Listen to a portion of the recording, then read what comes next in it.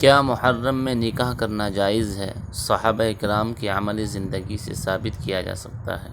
محرم الحرام کے مہینے میں نکاح کرنے میں کوئی قباحت نہیں ہے۔ دیگر مہینوں کی طرح اس ماہ مبارک میں بھی نکاح کرنا درست اور جائز ہے، بلکہ اس ماہ میں نکاح نہ کرنے کی رسم کو ختم کرنے کے لیے نکاح کرنا موجب اجر ہوگا۔ اگر اس ماہ مبارک میں شہادتوں کی وجہ سے اس کو غم اور سوگ کا مہینہ قرار دے کر نکاح سے احتراز کیا جائے تو سال بھر میں کوئی مہینہ ایسا نہیں جس میں کسی عظیم شخصیت کی شہادت کا واقعہ پیش نہ آیا ہو۔